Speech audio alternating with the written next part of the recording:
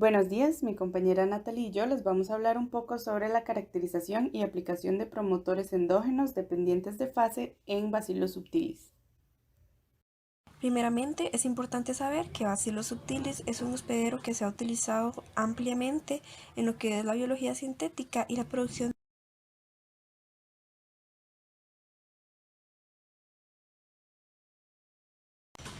Por otro lado, para evitar el suplemento.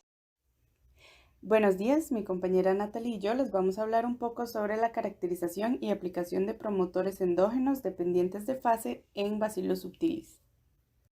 Primeramente, es importante saber que Bacillus subtilis es un hospedero que se ha utilizado ampliamente en lo que es la biología sintética y la producción de enzimas industriales, utilizando muchos promotores inducibles por químicos que han sido muy bien caracterizados.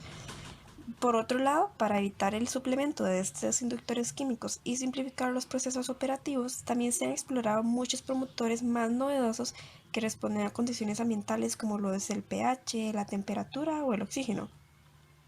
Sin embargo, en comparación con estos sistemas inducibles por condiciones ambientales específicas o químicas, los sistemas de expresión autoinducibles dependientes de la fase de crecimiento del microorganismo atraen muchísimo más la atención debido a sus aplicaciones prácticas en lo que es la regulación flexible y dinámica de los genes.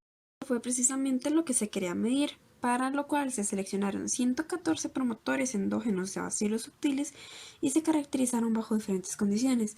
Esta caracterización primeramente se basó en el diseño de plásmidos utilizando distintas enzimas de restricción, distintos primers, la secuencia codificante para la proteína verde fluorescente y cada uno de los promotores obtenidos de una cepa específica de Bacillus subtilis.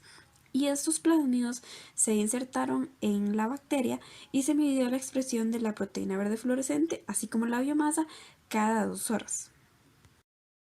A partir de esos resultados, se pudo dividir o clasificar a los promotores en 4 clases. La primera de ellas es la clase 1, en donde se encuentran únicamente 3 promotores, los cuales son dependientes del crecimiento, por lo cual funcionan en la fase exponencial, mientras que cuando el microorganismo entra a fase estacionaria no se observa un incremento en la intensidad de la fluorescencia, tal y como se observa en la representación roja de la figura A, que se mantiene estable a partir de las 10 horas aproximadamente cuando entra en fase estacionaria, al compararlo con la línea de la biomasa. En la figura B, de igual manera se observa que la fluorescencia va aumentando con el crecimiento del cultivo hasta que llega a un punto en la fase estacionaria donde deja de aumentar.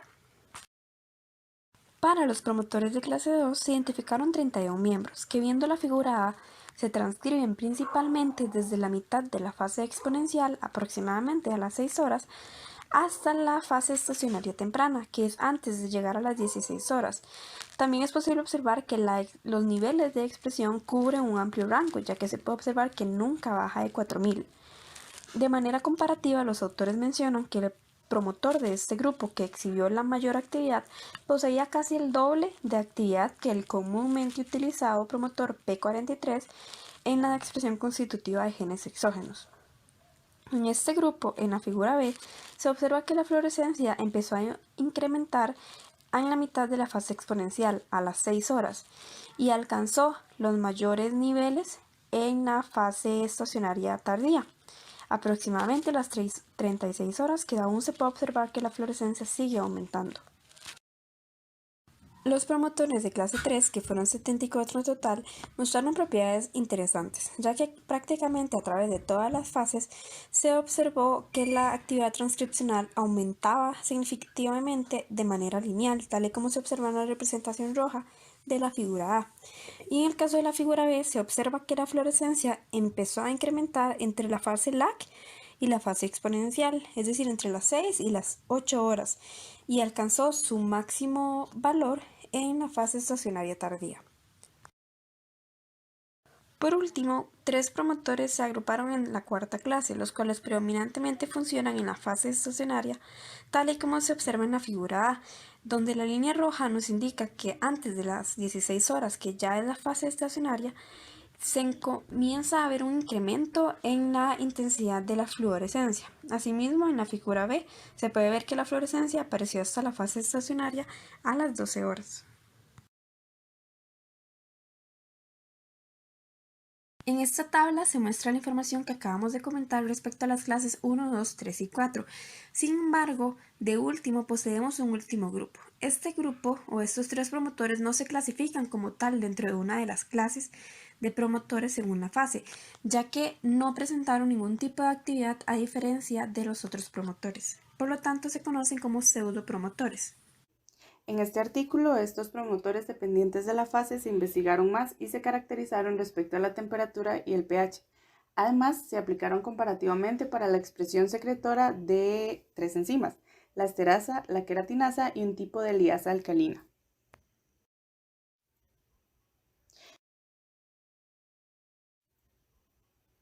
Bueno, como ya sabemos, la temperatura siempre es un factor de regulación muy importante durante los procesos de fermentación, principalmente a gran escala.